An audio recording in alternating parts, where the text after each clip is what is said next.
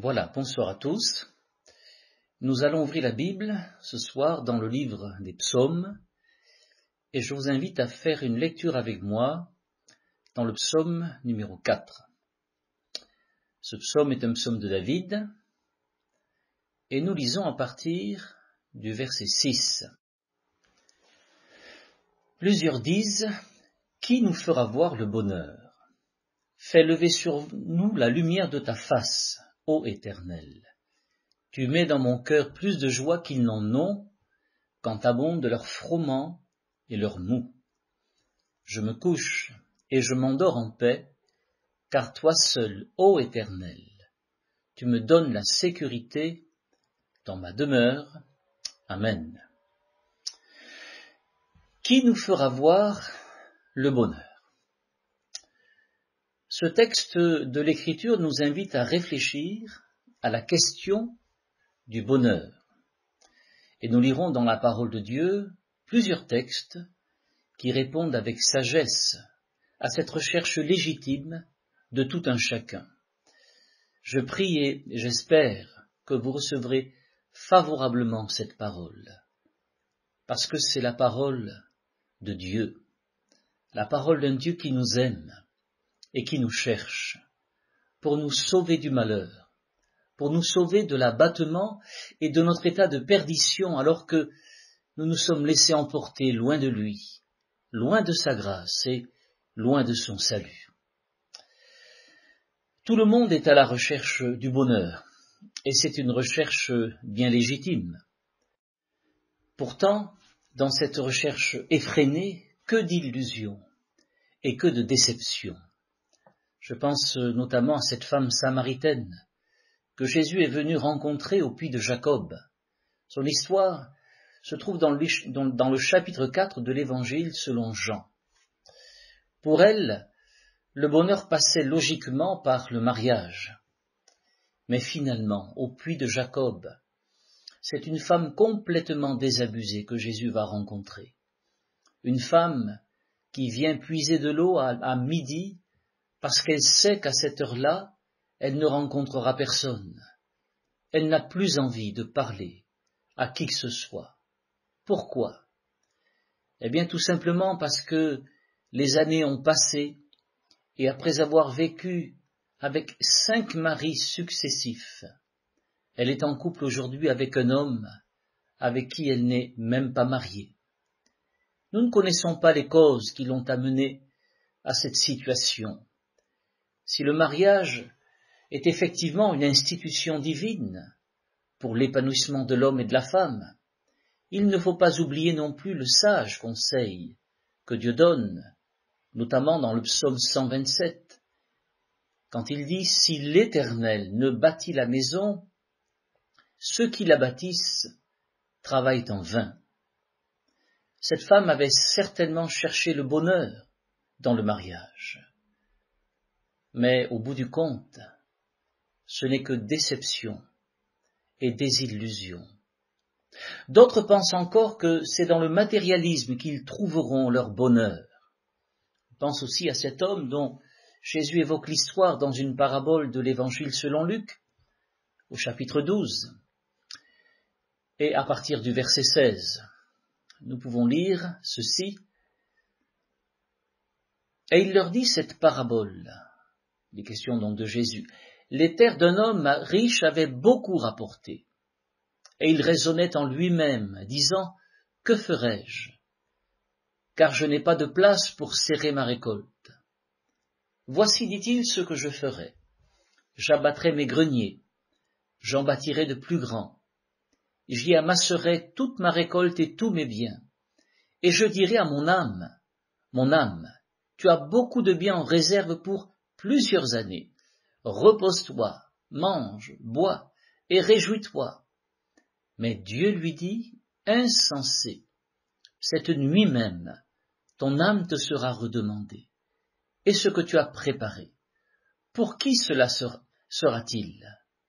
Il en est ainsi, ajoute donc Jésus, de celui qui amasse des trésors pour lui-même et qui n'est pas riche pour Dieu. » Là aussi, Quelle effroyable et ô combien tragique désillusion pour cet homme, puisqu'il va devoir maintenant se présenter devant le Dieu très saint, avec son âme chargée de péché, dont il va devoir rendre compte.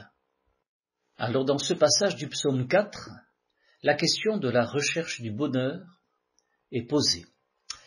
Et avant d'y répondre, il est important de donner quelques explications complémentaires, notamment sur ces comparaisons qui sont tirées de la vie quotidienne. Au versets 6 et 7, nous avons lu « Fais lever sur nous la lumière de ta face, ô Éternel. Tu mets dans mon cœur plus de joie qu'ils n'en ont, quand abondent leur froment et leur mou. » Il faut savoir qu'on cultivait en Israël plusieurs céréales, notamment l'orge, l'épeautre ou encore le froment dont il est question ici. Le froment, autrement dit le blé, c'est la reine des céréales. Et quand il y avait une abondante récolte, eh bien c'était la richesse assurée. Et le froment est ici symbole donc de richesse et d'abondance. Le froment évoque d'ailleurs plus généralement toutes les richesses de la terre, tout ce que notre monde nous propose.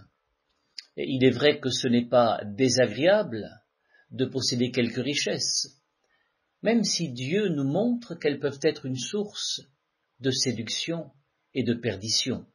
D'ailleurs, Jésus lui-même nous dit dans Marc chapitre 10, verset 23, qu'il sera difficile à ceux qui ont des richesses d'entrer dans le royaume de Dieu. Ensuite, il est question du mou. Le mou, c'est le vin nouveau, qui est symbole de fête et de joie. Souvenons-nous des noces de Cana, où Jésus était invité et où il accomplit son tout premier miracle dans l'Évangile selon Jean, au chapitre 2. Et c'est vrai qu'une fête sans vin, c'est une fête où il manque quelque chose. Dieu n'est pas contre la fête en elle-même, même s'il y a parfois des fêtes qui tournent mal. Mais la fête en elle-même, dans un cadre normal, dans un cadre sain, c'est quelque chose qui est bon et qui apporte un certain bien-être, un certain bonheur, une certaine joie. Et donc le vin est le symbole de la fête et de la joie. Mais dans ce psaume, David évoque une joie d'une qualité supérieure.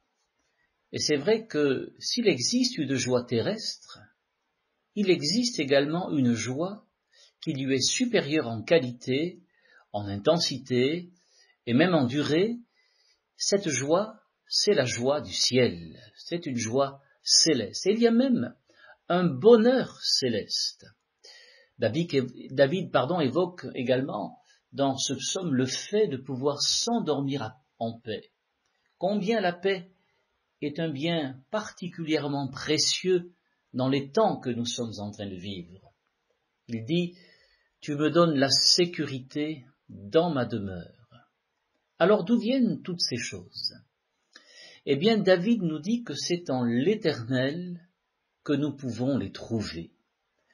David l'exprime à travers une expression qu'il faut expliquer. « Fais lever sur nous la lumière de ta face, ô Éternel ». Ce qui signifie en fait « sois-nous favorables ». À l'époque de David, en fait, on pouvait plaider sa cause devant le roi.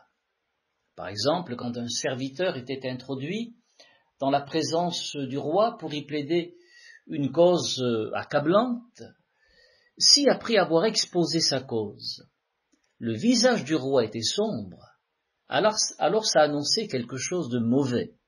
Par contre, si le visage du roi s'éclairait avec bonhomie, avec un sourire, alors le serviteur comprenait qu'il avait trouvé grâce auprès de son roi et que sa cause était maintenant acquise. Il était alors déchargé de son pesant fardeau et il pouvait repartir de la présence du roi avec un cœur rempli de joie et de paix. Et il y a dans cette comparaison l'image de ce Dieu qui nous est maintenant favorable en Jésus-Christ, parce que Jésus a précisément porté notre cause devant Dieu. La Bible nous dit en effet qu'il a intercédé pour des coupables. Et quand Dieu nous est favorable, le bonheur et le bien-être viennent dans notre cœur. Mais lisons maintenant le psaume 32. Dans ce psaume, le psaume 32, du verset 1er, nous allons lire au verset 5, nous lisons ceci, c'est également un psaume de David, cantique, heureux celui à qui la transgression est remise, à qui le péché est pardonné. Heureux l'homme à qui l'Éternel n'impute pas l'iniquité, et dans l'esprit duquel il n'y a point de fraude. Tant que je me suis tu, mes os se consumaient. Je gémissais toute la journée, car nuit et jour ta main s'appesantissait sur moi. Ma vigueur n'était plus que sécheresse, comme celle de l'été. Je t'ai fait connaître mon péché. Je n'ai pas caché mon iniquité. J'ai dit, j'avouerai mes transgressions à l'Éternel. Et tu as effacé la peine de mon péché. Qu'ainsi, tout homme pieux te prie, au temps convenable. Amen. Ce qui gâche tout dans cette vie, c'est le péché. Nous avons parfois sur cette terre des temps de bonheur, des moments de bien-être et des temps de joie. Mais malheureusement, ce qui vient tout gâcher, c'est le mal du péché. Et ce péché n'est pas un mal qui est extérieur à nous-mêmes. C'est un mal qui se trouve profondément enraciné, au plus profond de notre être. Jésus dit dans Marc chapitre 7 verset 20, « Ce qui sort de l'homme, c'est ce qui souille l'homme, car c'est du dedans, c'est du cœur des hommes que sortent les mauvaises pensées, les adultères, les impudicités, les meurtres, les vols, les cupidités, les méchancetés, la fraude, le dérèglement, le regard envieux, la calomnie, l'orgueil, la folie, toutes ces choses mauvaises sortent du dedans et souillent l'homme. » Amen. Et le péché est donc un mal qui nous domine, qui nous asservit et qui nous avilit. Le péché, il est dans notre vie, il est dans nos gènes, il est, hélas, dans l'expression de toute notre nature.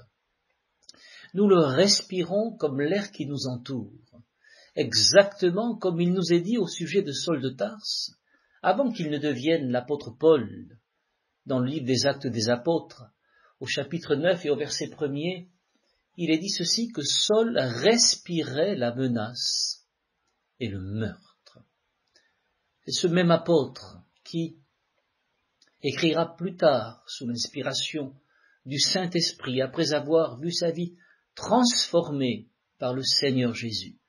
Dans l'Épître aux Romains, chapitre 7 et au verset 18, il écrit ceci, « Ce qui est bon, je le sais, n'habite pas en moi, c'est-à-dire dans ma chair. J'ai la volonté, mais non le pouvoir de faire le bien.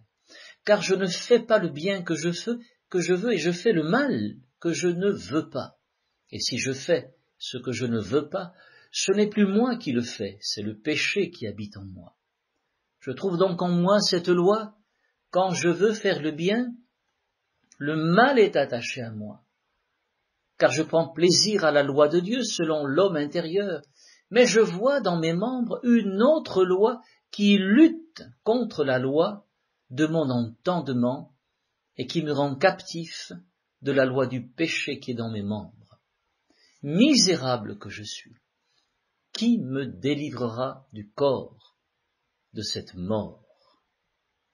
Grâce soit rendue à Dieu par Jésus-Christ, notre Seigneur. Voilà ce qui fait obstacle donc au bonheur.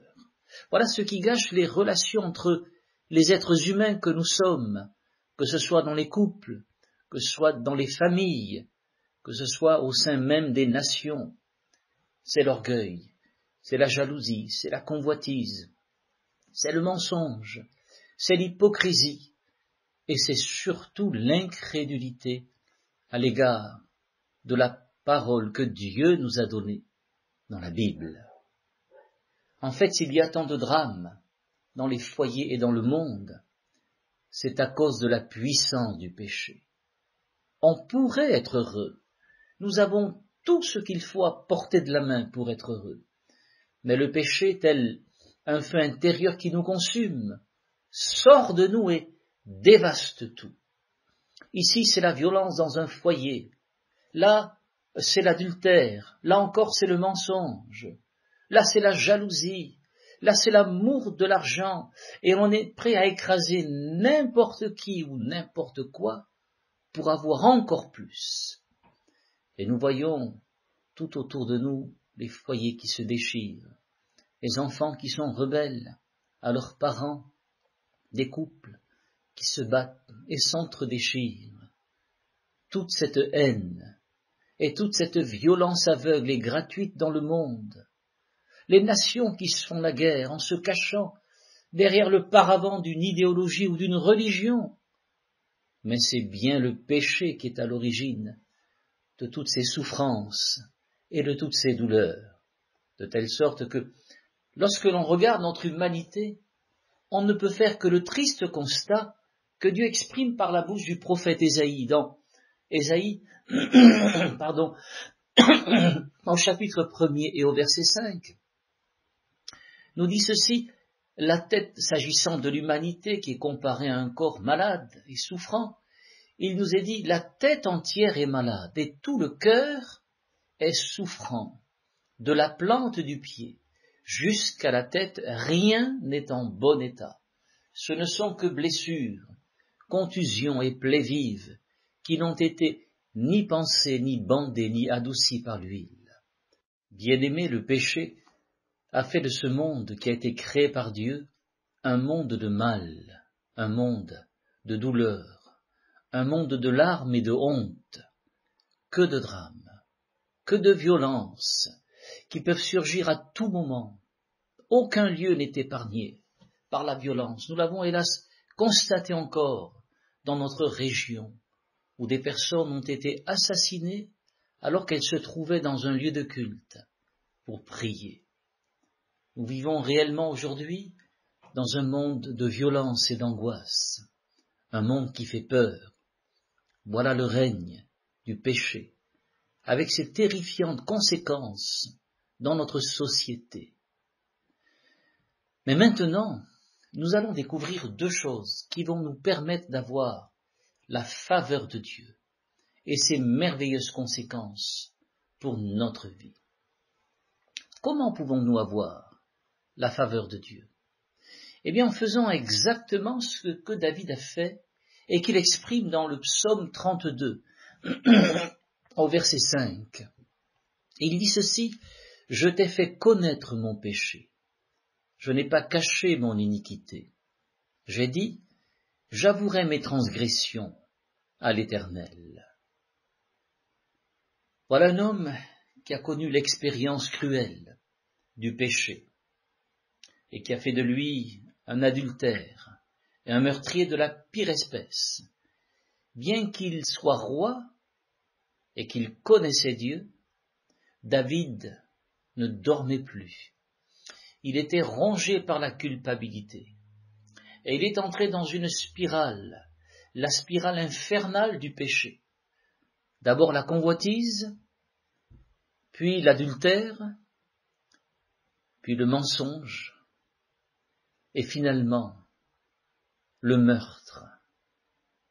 C'est allé de pire en pire. Nous connaissons tous ce dicton populaire qui dit que qui vole un œuf vole un bœuf.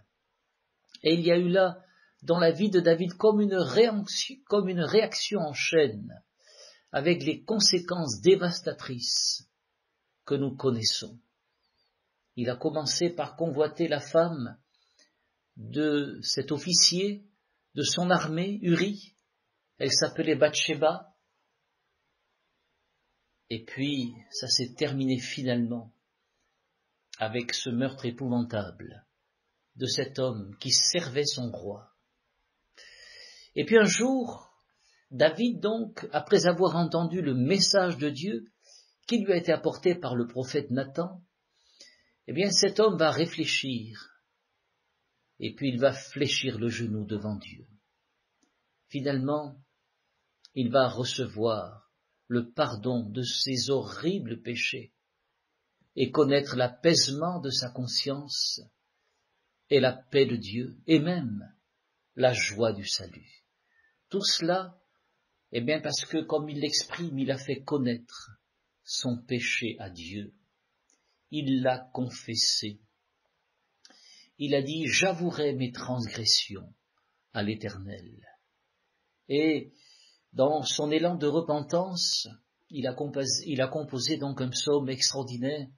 C'est le psaume 51, vous pourrez le lire donc à l'occasion. C'est si beau de connaître vraiment cette paix profonde qui est le résultat du pardon que Dieu a accompli, que Dieu manifeste dans notre vie. Ce pardon, eh bien, nous pouvons le ressentir au fond de notre cœur.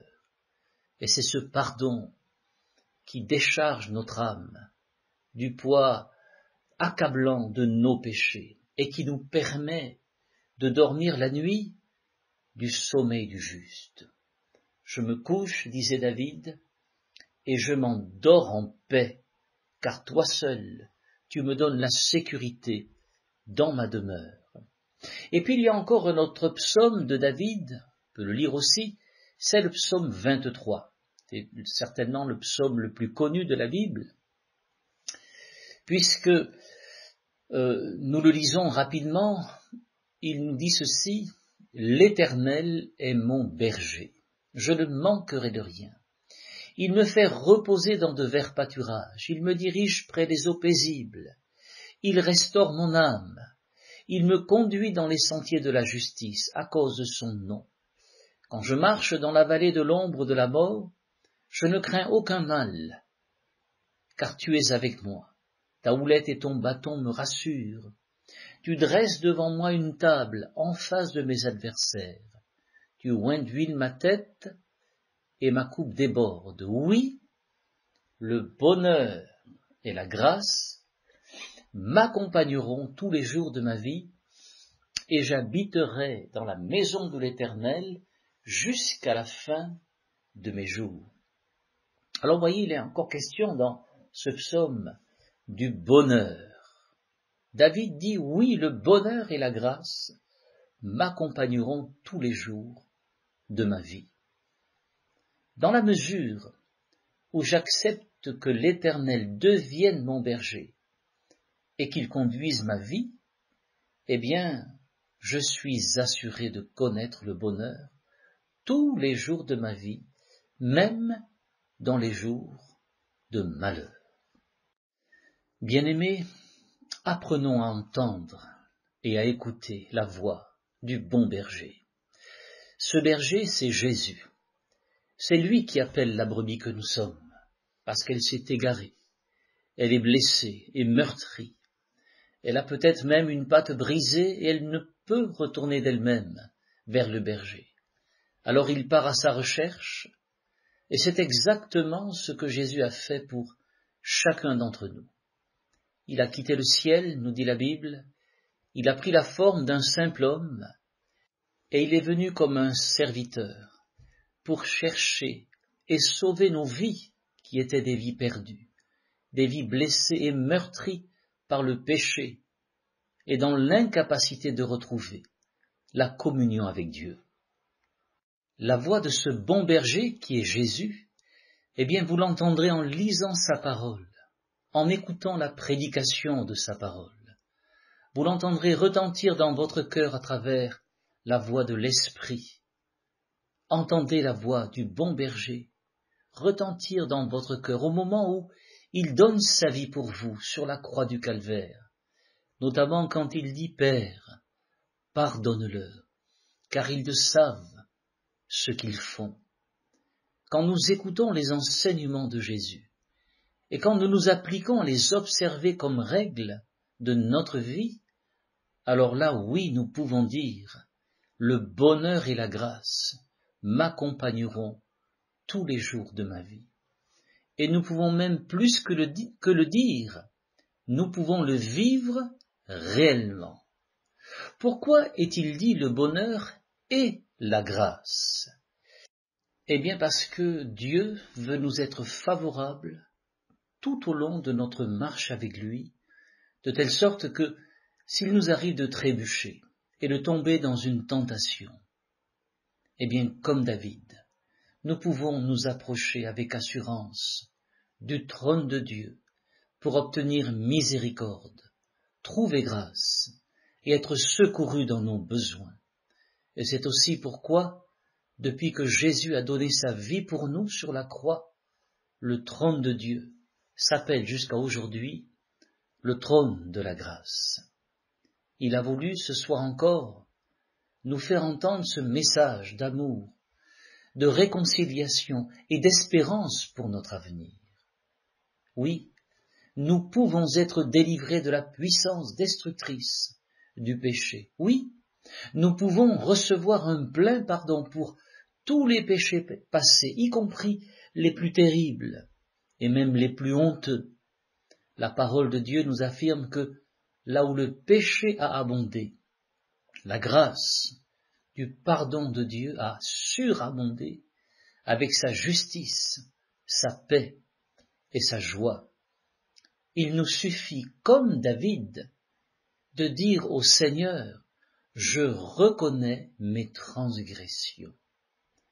Nous pouvons invoquer le Seigneur et nous pouvons lui dire, Seigneur, tu vois mes transgressions, mon orgueil, ma colère, mes pensées impures, mon hypocrisie, délivre-moi, Seigneur, et pardonne-moi. Et dans la mesure où, comme David, eh bien, nous reconnaissons nos péchés devant Dieu, alors il nous pardonne parfaitement. La Bible dit que si nos péchés sont comme le cramoisi, ils deviendront blancs comme la neige. Le Dieu de la Bible est un Dieu qui nous aime. C'est un Dieu généreux qui fait encore aujourd'hui des largesses aux indigents. Il est venu dans la personne de Jésus non pour condamner les pécheurs, mais pour les sauver en les rachetant de tous leurs péchés. Et c'est pour cela que, à cause de nos péchés, Jésus s'est volontairement donné pour mourir sur la croix de la mort la plus infamante qui soit. Le salaire du péché, nous dit la Bible, c'est la mort. Et Jésus, le Fils de Dieu, s'est véritablement sacrifié pour nous en subissant la mort à notre place. Et Dieu a évalué ce sacrifice. Et il était en mesure de l'évaluer puisque la Bible nous dit que sur la croix du Calvaire, eh bien Dieu était en Christ, réconciliant le monde avec lui-même en n'imputant point aux hommes leurs offenses. Nous trouvons cela écrit dans la seconde épître aux Corinthiens au chapitre 5, et au verset 19. Et Dieu a trouvé le sacrifice de Jésus tellement excellent que pour attester de la perfection et de la parfaite suffisance de son sacrifice, il l'a ressuscité plein de vie, plein de force et plein d'autorité au point de lui donner le nom qui est au-dessus de tout nom, nous dit la Bible, et il lui a donné le pouvoir. Tout pouvoir, nous est-il dit, dans le ciel et sur la terre.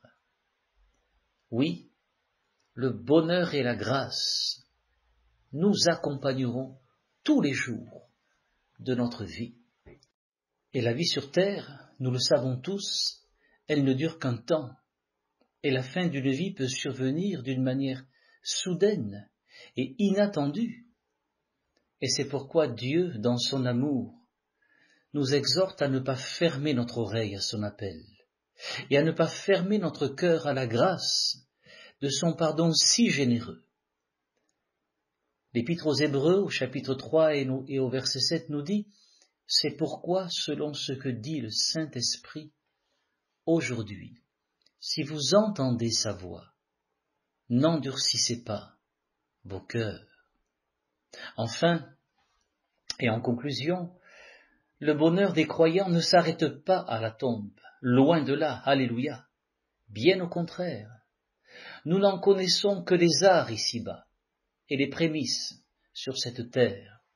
Mais lorsque nous serons dans le ciel, alors nous en connaîtrons toute la plénitude, une plénitude éternelle. Selon ce que nous dit le psaume 65 au verset 4, « Heureux celui que tu choisis et que tu admets en ta présence, pour qu'il habite dans tes parvis. Nous nous rassasierons du bonheur de ta maison, de la sainteté de ton temple. » Alléluia. Et en plus, ce bonheur qui nous est promis par Dieu, aujourd'hui, il est entièrement gratuit. Qu'est-ce que les gens ne feraient pas pour avoir un bonheur illusoire aujourd'hui encore? Ils courent de droite et de gauche, jusqu'au bout du monde. Ceux qui ont les moyens recherchent les endroits les plus paradisiaques de notre belle planète, tandis que les autres grattent tout ce qui leur tombe sous la main pour espérer gagner le gros lot, le loto, le tic-tac, l'euro-million, le jackpot, que sais-je encore. Tandis que l'évangile bien-aimé, c'est gratuit pour tous les hommes. Mais si c'est gratuit, encore une fois, c'est parce que Jésus a accepté de payer à notre place le prix infini de sa noble vie, en offrant cette vie sainte et immaculée, en sacrifice sur la croix du calvaire. Et ce bonheur bien-aimé, eh bien, il est à votre portée et à la mienne, puisqu'il est à la portée de quiconque, nous dit la Bible, de quiconque croit en Jésus. Jésus lui-même, dans l'Évangile selon Jean, chapitre 3, et au verset 16, et je terminerai avec ce texte, nous dit que Dieu a tant aimé le monde, qu'il a donné son Fils unique, afin que quiconque croit en lui ne périsse point, mais qu'il ait la vie éternelle. Amen. Je vous invite à prier avec moi pendant quelques instants. Seigneur, nous te remercions pour la réalité du bonheur que tu nous offres encore aujourd'hui. Merci, Seigneur, de nous avoir attirés à toi par des cordages d'amour. Et merci de nous avoir fait connaître ton dessein bienveillant à notre égard. Merci, Seigneur, d'avoir payé le prix infini de notre rachat en Jésus-Christ. Ô combien nous te remercions de nous faire grâce pour toutes nos offenses. Merci pour ton pardon généreux, Seigneur. Et aide-nous maintenant à te montrer notre amour. Seigneur, tu nous dis dans ta parole que celui qui t'aime, c'est celui qui garde ta parole pour la mettre en pratique. Alors aide-nous, Seigneur, à marcher maintenant par la foi, dans tes voies, selon ta parole, et d'une manière qui soit digne de toi. Ô merci notre Père, au nom de Jésus-Christ. Amen.